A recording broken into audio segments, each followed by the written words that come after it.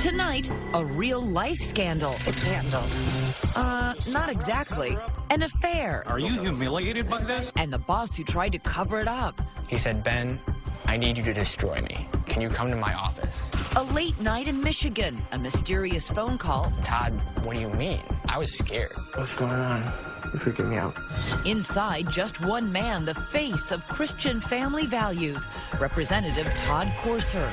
Friends, it's time for some straight talk. This statesman has a secret to bury, a steamy affair with her, a married colleague. My name is Cindy Gamrat. I'm running for state representative. His outlandish plan, laid out on a hidden recording, is to smear himself. Todd Courser caught on tape behind Lansing nightclub. Born addicted to sexual deviant, male on male, paid for sex. So when people find out that it came from you, they're going to ask, Todd, what the hell are you thinking? Making up something so outrageous. What? No one would believe it when the truth about his love life leaked out. Are you a hypocrite?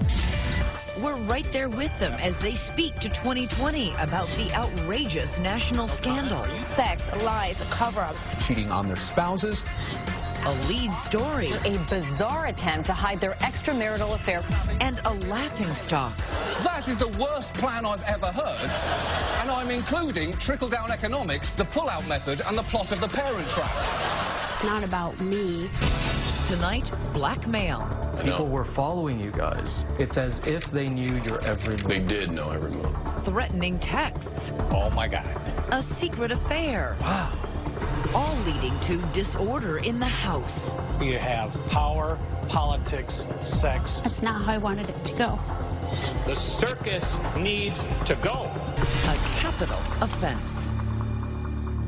Good evening, I'm David Muir. And I'm Elizabeth Vargas, and if you're stuck in a snowstorm tonight, settle in for tonight's mystery with plot twists you will not believe. The number one being, why would a politician fabricate an outrageous scandal to discredit himself? A scandal to cover up his real-life secret. It all began a full year ago this month, but tonight the puzzle pieces finally coming together right here. Those recordings, the threats, and now the two at the center of the affair speaking out to 2020 about why there was such an attempt to cover it up. Here's ABC's Gio Benitez with a capital offense. Lansing, Michigan, its modest skyline nestled around the noble dome of the Capitol, is normally the humdrum hub of state government. Typical Midwest town with typical Midwest politics. You solemnly swear to uphold... But that all changed last January when two ambitious newcomers come to town. Freshman Representatives Cindy Gamrat. I ran for office because I believe in freedom. And Todd Courser. We were going there on a mission. The two buttoned-down, plain-spoken Poles hail from opposite sides of the state. So you got, what, 30 acres there? There's 30, yeah. It's great for the children, obviously. It's sort of created a, Huck Finn life. Courser, a lawyer by trade, is from rural, religious Lapeer in the east. I think it's 112 churches in the county. It's a very faith-based community. And Gamrat, a homemaker and former nurse from the modestly titled town of Plainwell in the west. It's beautiful. It's a wonderful place to live.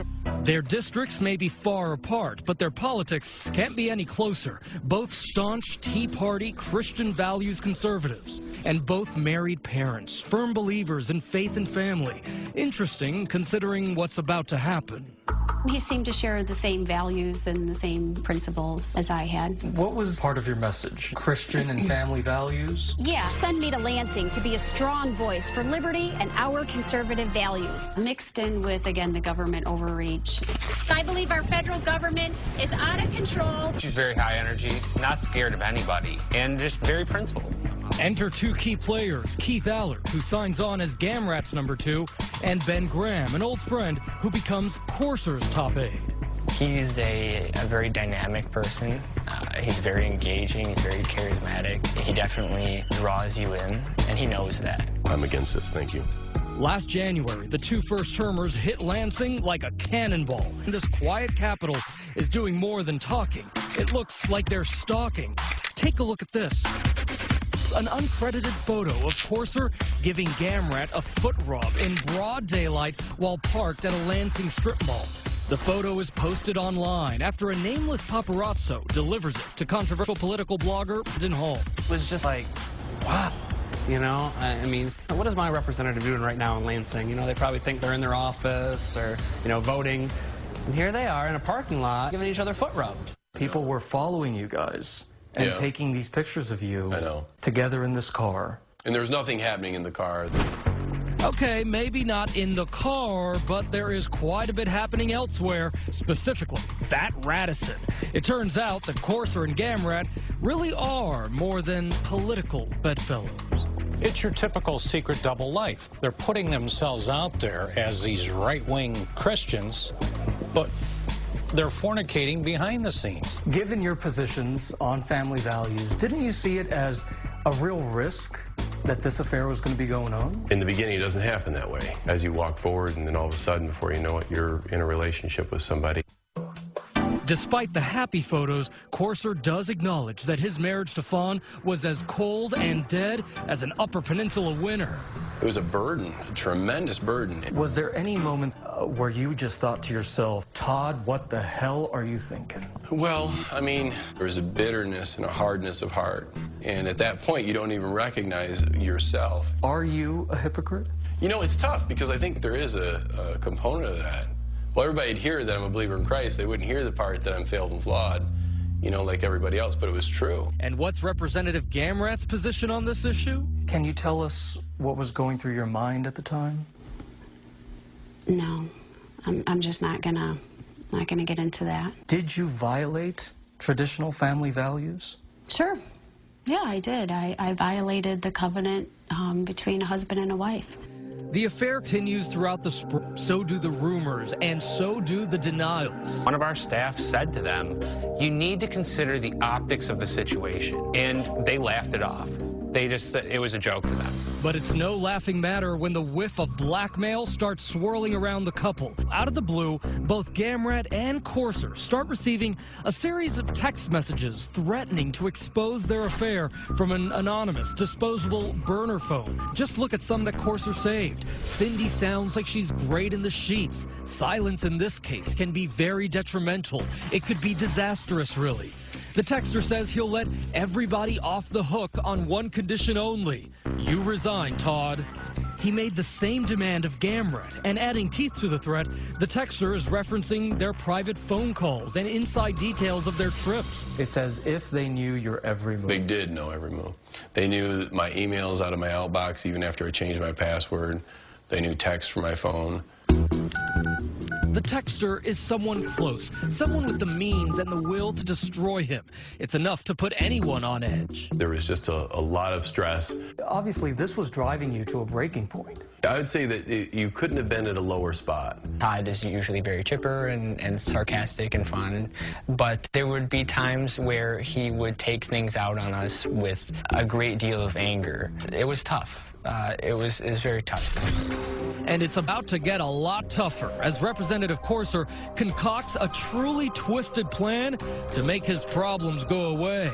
He said, Ben, I need you to destroy me. And I paused for a second, and I said, Todd, what do you mean? Stay with us. 2020 continues with a capital offense. It is May in Michigan, and embattled State Representative Todd Courser is alone in his law office in the small town of Lapeer, terrified that a mystery texter is on the verge of exposing his affair with colleague Cindy Gamrat. Now he makes the fateful decision to pick up the phone and call his right-hand man, Ben Graham. In the most serious tone I've ever heard from him. He said, I need you to destroy me. Can you come to my office? Destroy me? Fearing not only for his job, but for his safety, Graham immediately notifies his counterpart on Cindy Gamrat's staff, Keith Allard. This is a guy who has been showing increasingly unstable signs in terms of his anger issues. There's a 20% chance he might act out violently toward himself or others, and he kept a loaded gun in that office. So I advised Ben, record the conversation. What's going on? You're freaking me out. So with his all-hearing phone recording everything, Graham sits down across from Courser's desk and gets the shock of a lifetime. It turns out Courser wants Graham to send an anonymous email to fellow Republicans, and it ain't about tax reform. It's already written. I didn't print it. I don't know what God will do, buddy. Todd Courser caught on tape behind Lansing nightclub. Truth, Courser secretly removed from caucus several weeks ago due to a mail-on-mail paid-for sex. He is a bisexual, porn-addicted sexual deviant. Your ears aren't deceiving you. Courser has concocted an email, shoveled dirt on himself for scandalous behavior. And check out the potty mouth on this devout Christian. And you just get nasty about it. He's hanging out all over Lansing since the election. Gun-toting, Bible-thumping freak. He doesn't work in Lansing. He's just there feeding his habit of alcohol, drugs, and illicit sex. What he was telling me literally blew me away. I did not expect that that would happen, that he would say those things. And it just gets crazier because Courser insists that none of these scandalous claims are true. In fact, they're absurd. But that's the whole point. I'm not a homosexual. I don't do alcohol. I don't do drugs. Right? That's what I mean. That's why it's not believable. Right, but they don't know that. People are so disturbed, they won't print it. But anything after that is going to be suspect. It'll be looking like a complete smear campaign. Anything after that? Courser is clearly anticipating that the mystery texter will be exposing his love affair with Cindy Gamrat any day now. Stuff's going to come out, Benjamin, and they're going to implicate myself and Cindy Gamrat. Courser's hope is that the phony smear will somehow thwart the extortion scheme of the mysterious texter by diverting attention from the affair. I'm going to start a rumor that I'm having sex with gay prostitutes all over Lansing. That's just going to make the affair with Sid seem like nothing. It's going to stick to the wall because it's so slimy. People will see it and they'll be like, holy what is that? You know, I even hear my voice, I don't even recognize who I am. So when people find out that it came from you and it's about you, they're going to ask, are you crazy? Yeah, inside of that, at that moment, at that situation in the darkness of where I was at, just personally. Why did you decide to go with the storyline of a gay prostitute? I mean, did you think... It was so ridiculous. It was really over the top. I know it was offensive to homosexuals. It was completely ridiculous, and I didn't mean it. Let's listen to some of that audio. But what about Gamrat's role in the scheme? On the recording, Courser says she's down with the plan. Hey, we agreed. Who? Cindy and I. On this? Yeah. So right there, he says that you both agreed on this. Mm-hmm. Yeah. Is he lying?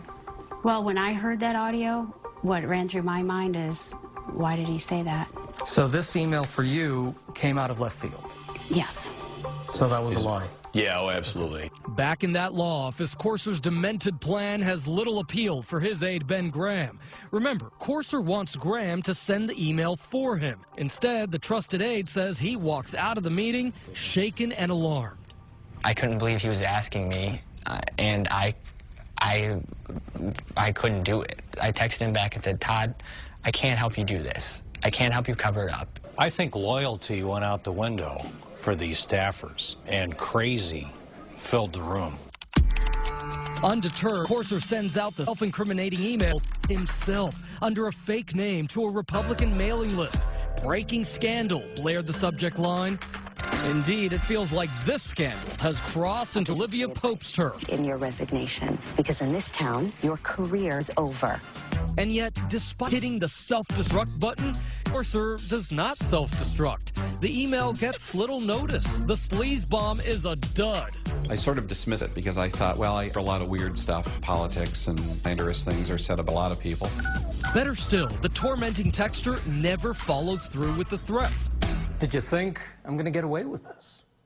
Well, I don't think it was really to get away with it. It's like one of those chapters in your life you say, it was a crazy time. But then, Courser and Gamrat give themselves more bad advice and follow it.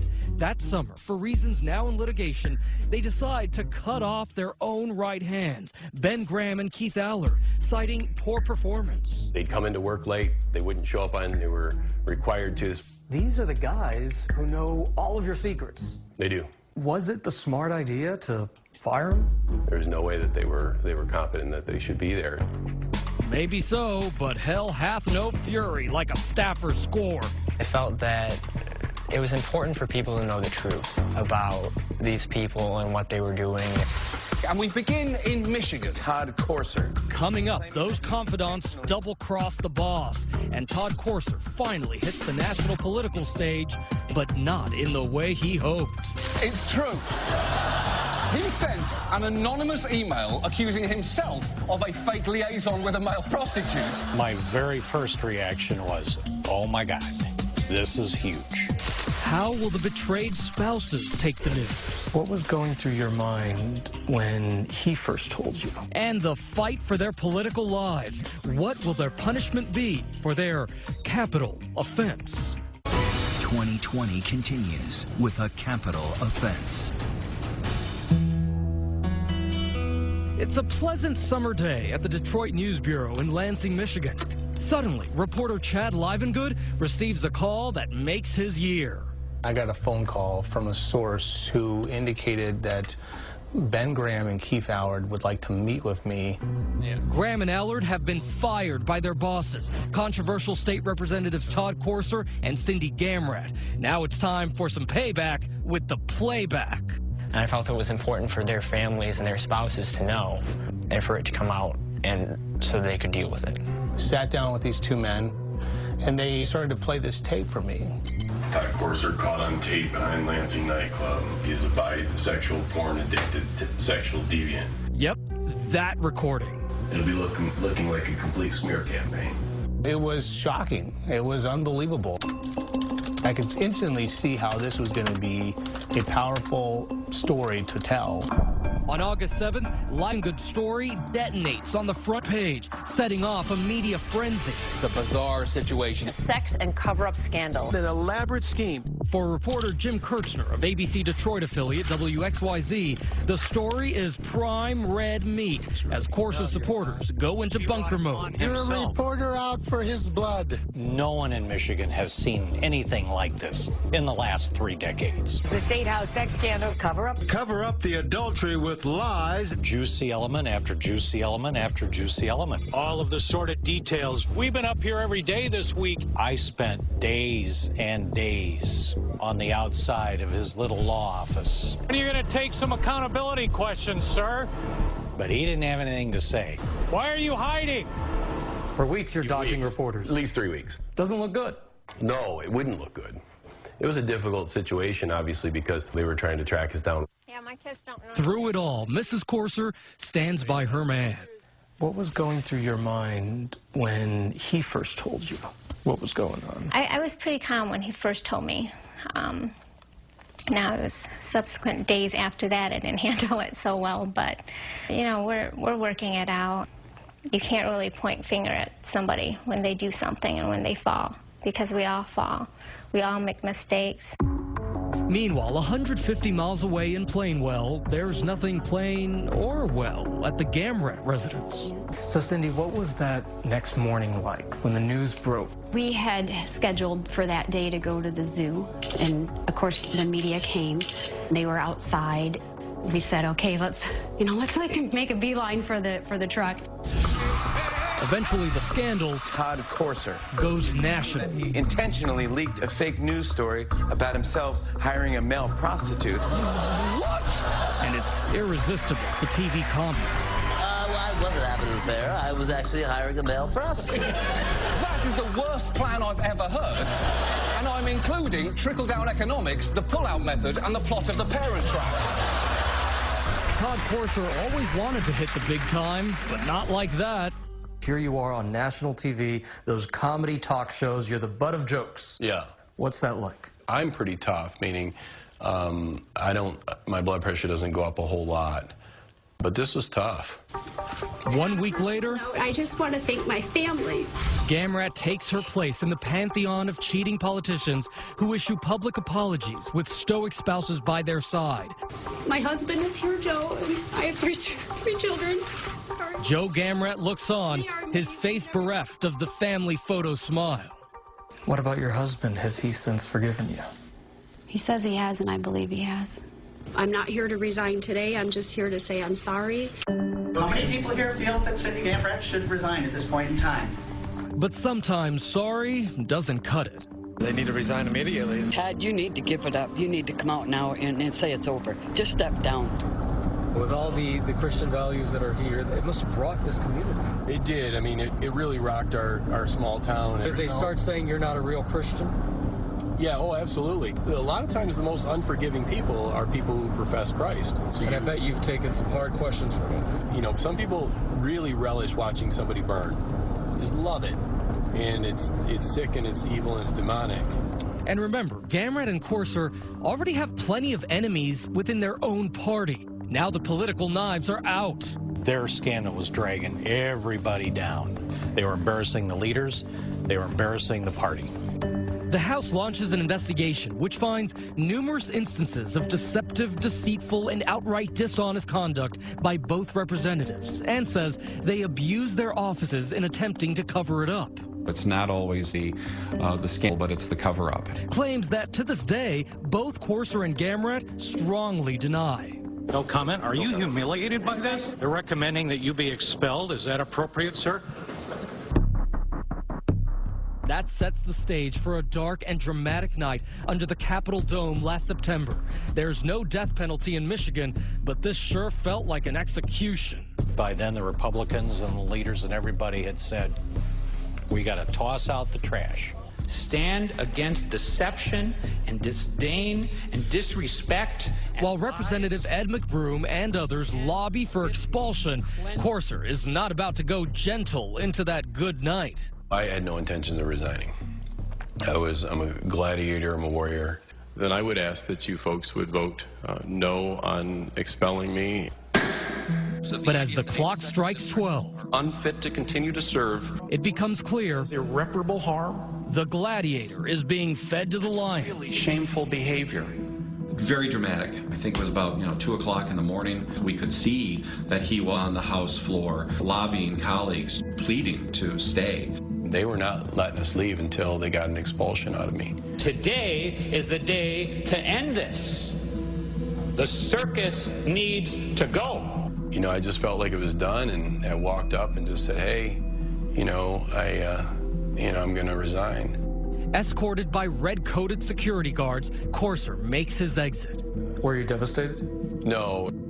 You know those lead blankets that they put on you at the dentist? It was like 20 of those came off me as I walked out the door. I got in my truck and drove away, and I think I got about 5 miles, and I just pulled into a parking lot, and I just turned the truck off, and I didn't move for 12 hours. You've let down so many people, and God, if I could go back and undo it, Lord knows I would.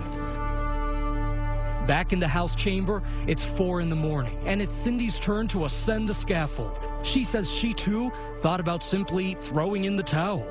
The other representative had resigned, and I panicked a little bit. But in that sea of hostility, Cindy finds a rock of support, her 18-year-old son, Joey. In my mind, resigning is kind of giving up the fight before you even get to actually fight. He said, stay and fight. He said, okay, Mom, take a deep breath and hold your head high. You're gonna walk in, you're gonna act like you own the place. I can't go back. I can't go back and change the past. The only thing I could do was try to go forward and do it better. And I still believe that my actions warrant censure, but not expulsion. Gamrat pleads her case a final time, but the House has heard enough. There are 91 aye votes and 12 nay votes. They vote 91 to 12 to expel her. She's escorted out with her head held high, making Michigan history as the first woman to be expelled from that chamber. I mean, this is everything you had worked for. I know. And here it is in one night, gone. This isn't how I pictured it. Even regardless of all this pressure. Sorry. That's not how I wanted it to go.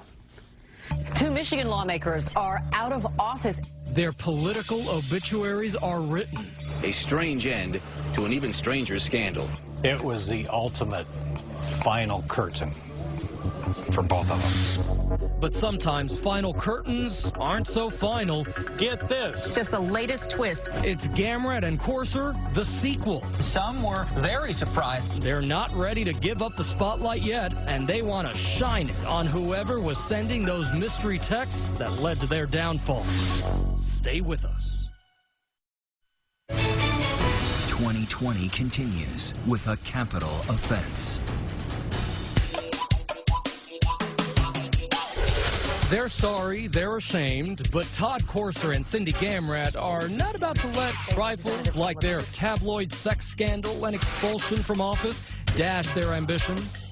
Former Representative Todd Courser announcing he will run for re-election after giving up his seat just a week ago. Cindy Gamrat is formally announcing that she will run for her old seat. Yep, brazen as it may seem, Todd and Cindy have ended their affair, but now they want to continue their political careers. They were almost in denial. They didn't look at themselves the way everybody else in Michigan was looking at them. Why are you running again? One of the things that concerned me the most was that my voters didn't have a voice in the matter at all. Plenty of other candidates are vying for the seats too, but Gamrat and Courser have something the competition lacks. I have the highest name ID, I think, of anybody that's ever run for State House. I think what has happened is sort of elevated me to mythical status. But a lot of people will say, come on, name recognition, that's the reason you wouldn't be voted for. If you have time that passes, certainly have the best name recognition of anybody. But is it for the right reason? Well, it's negative now. But I said that people should have their opportunity to make their choice. But back in Lansing, their former colleagues aren't exactly eager to welcome them back. It was a continuation of the bizarre behavior. I think it showed contempt for the system. It showed their contempt for the voters. It'll be my name on the ballot. It's not about me. It's about the people. Courser and Gamrat say they are still the most conservative candidates running. Really now the voters will have an opportunity to be able to make their own decisions. This is no normal election. And now they just want to make laws, not love. Election day in West Michigan with several big seats. November 3rd, Election Day, Judgment Day, and 2020 is there. Lord, your ways are the right ways. A prayer is very much in order. No matter the outcome in all of this and what we do, it's in your hands. What's going through your mind today? Obviously, it's it's a huge day, and you got all the emotions of all this happening. Courser spends the day chatting up reporters and voters, while Gamrat makes some last-minute calls to constituents. Hi, this is Cindy Gamrat. I was just calling to encourage you and remind you to get out and vote today. They're at the polls. They're almost done. Hello. Courser stays loose, toying with his dog Coco. Well, let's go. You want the pizza or the ball? She hasn't decided that yet. But as the results trickle in. Well, despite being two of the most talked about state legislators in recent memory, Todd Courser and Cindy Gamrat will not be going back to Lansing. It's clear that the electorate's love affair with the two Tea Partiers is kaput. Cindy gets just 9% of the vote. And what was going through your mind as you're getting the results there? I was disappointed. It's been a hard road, and we worked really hard. We've given it our best. I'm exhausted. As for Courser, he gets a backwoods whooping, garnering less than 4%. Gary Howell actually won. There's mine, $299, and he ended up with $2,263. The bad news, he lost an election. The good news, his wife Fawn is still there, faithfully, with open arms. It's okay. It's politics. It'll take me a little while to kind of obviously heal from it and take some steps forward. Post-election, Courser retreats back to his law office and here to lick his wounds. But there's unfinished business fevering his brain. He just can't get over those mysterious text messages that hit his iPhone last May. Remember, a hidden extortionist threatened to reveal the affair unless he and Gamrat resigned. Harassment, which Courser maintains, sent him over the edge. Do you believe at that point that you were being blackmailed? The texter was requiring me to resign. It felt like there was a bigger power at work here. Courser won't stop until he gets some answers. And that investigation will bring this story to its unlikely conclusion at this unexpected location with an even more surprising suspect. Was Courser up to his old tricks again? You wrote that email. Yeah. Why wouldn't you send those texts? The twists and turns lead to the mystery texter. I remember reading the report and just shaking and not wanting to believe. When 2020 returns. 2020 continues with a capital offense. For months, it's been one of the biggest mysteries in Michigan politics. Who was the shadowy figure who sent those blackmail texts to Todd Courser and Cindy Gamrat, threatening to expose their affair unless they resigned? The guy who helped put the whole tragic farce in motion. There was this guessing game. Who was the sender of those texts? That became sort of the hottest guessing game in town. Remember, the mystery texter somehow knew private details of Todd and Cindy's phone calls, emails, and even their schedule. Not many people had the inside information of what was really going on, leading Courser to believe that the texter was someone close. You know, someone like a trusted aide, someone like Ben Graham or Keith Allard, possibly spilling secrets to his political enemy. I would say that somehow the texters were connected to the staff in some way to be able to get the information they had. I can 100% assure you right now that it was not us. For him to say that we were involved in blackmailing him is laughable, because the texter asked him to resign. If he resigns, I lose my job. The texter had warned Courser that his phone was a burner, a disposable phone, so don't bother trying to trace it. Then a breakthrough when a private investigator hired by Cindy's attorney is able to trace the name on the phone's account. Get ready for this. It was a certain C. Livengood, the name of the Detroit news reporter who broke the story, Chad Livengood. My initial reaction was, that's not surprising, that somehow they're going to try to pin this on me, but that's not going to work because I had nothing to do with it. And check out that spelling. Most print reporters know how to write their own name. Mine's with an E-N, and this said I-N-G-O-O-D. Then another startling twist. The blog MLive.com hires its own PI to look into the burner phone. And this time, a different name is uncovered. None other than Todd Courser. Courser had a crazy scheme in mind. A lot of people were wondering, are these texts real, or are these texts part of Courser playing the victim again? You wrote that email. Yeah. Why wouldn't you send those texts? Obviously, my credibility is already shot. Courser is so determined to clear his name and catch the real culprits, he walks into the state police headquarters in Lansing, demanding the cops launch a criminal investigation. Well, I was hoping that they would take it seriously and look through it. I mean, they didn't. The officer there, said, we know you did it. You just need to confess, and you shouldn't make false police reports. Eventually, the police do launch an investigation and are able to track GPS locations from the burner phone to the town of Port Huron, Michigan, specifically to here, the Domtar paper plant. Investigators make a shocking discovery. There's a traveling chemical salesman working at that plant, a person very close to Gamrat's family. Believe it or not, her own husband, Joe. I was devastated to see the police report. I remember reading the report and just shaking and not wanting to believe what I was reading. According to the report, an accomplice at the plant bought the phone with money provided by Joe Gamrat, and Gamrat would tell him what to text. Apparently, they were also assigning those misleading names to the account to throw off the scent. Gamrat has denied the allegations, and although he was named as a suspect, the prosecutor declined to press charges. Did you feel vindicated? Oh, sure. You felt like, see, I told you so, I wasn't the texter. Right, yeah, I mean, obviously, I was telling the truth. The records also show that Gamrat exchanged dozens of texts and calls with Graham and Allard. The aides say that was nothing unusual. Joe Gamrat would call at all times inquiring about Cindy's whereabouts. What was unusual was what Gamrat did with that information. For instance, last February, Joe Gamrat followed his wife to the now infamous Radisson Hotel in downtown Lansing and called Allard to tell him what he discovered.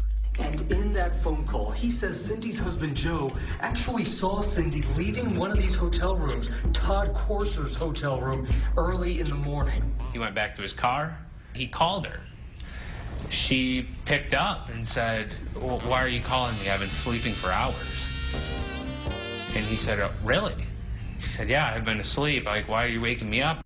This was just the tip of the iceberg. The police report revealed that even as Joe Gamrat was standing beside his wife in public, in private, he'd become obsessed with tracking her, spying on Cindy for months, and planting surveillance devices in her bag and car. Remember those photos of Courser giving Cindy a foot rub in a Lansing parking lot? Well, police found foot rub shots of the two on Joe Gamrat's iPhone. The level of the spying he was doing on his own wife was intense and amazing. I did not expect that. When that is happening to you, it's really traumatizing, and there's a fear component, and a feeling of not feeling safe or secure. And what does Joe Gamrat have to say about all of this? So we've tried reaching Joe Gamrat. We've texted him, we've called him, no response yet. So now we're going to go to his house, see him in person, to see if he has anything to say about this. Gamrat did come out to speak with us, but he wouldn't go on camera. He said he just wanted to put this whole thing behind him. Joe Gamrat is still the mystery man. If there's a cliffhanger in this story, it's Joe Gamrat.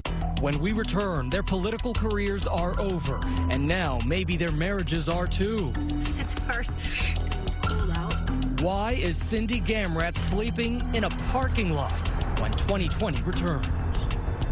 2020 continues with a capital offense.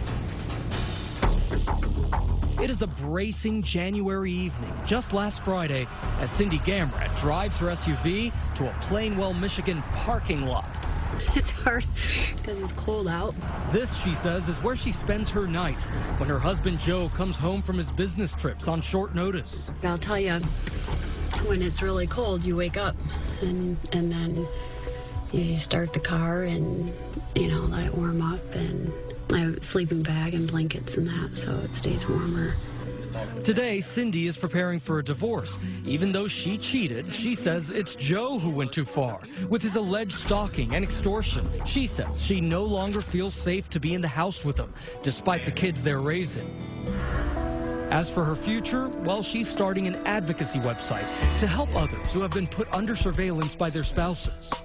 I just hope something good can come out of all this, because it's all been bad, and it's all been so bad. But while the Gamrat's marriage is over, Courser's is actually moving forward. He says the scandal made him and Fawn take a hard look at why their marriage was so troubled. They have now entered counseling in order to form a more perfect union. We want to heal our marriage, and we want to stick together, and that's what I want to ask you about. You forgive him. I forgive him. Saying you want to forgive someone is so much easier than actually doing it. And it's a work in progress. It may be true that a house divided against itself cannot stand. And while Courser may never again set foot in the State House, for now this house will have to be good enough. If I, take my sweater off, I still have a cannonball hole through me, So, it was a chapter in my life. And so I think you just keep taking steps forward in life and looking forward to what God has, in the future. And each day is a new adventure. So Todd Courser and his wife Fawn trying to make it work, but the question tonight, would you do the same after a public scandal like that? Right. Let us know on Facebook and Twitter. Use the hashtag ABC2020. I'm Elizabeth Vargas. And I'm David Muir. From all of us here at 2020 and ABC News. Stay warm if you're in the middle of the storm this weekend, and elsewhere, have a great weekend. We'll see you next Friday night. Good night. ABC News, America's #1 news source.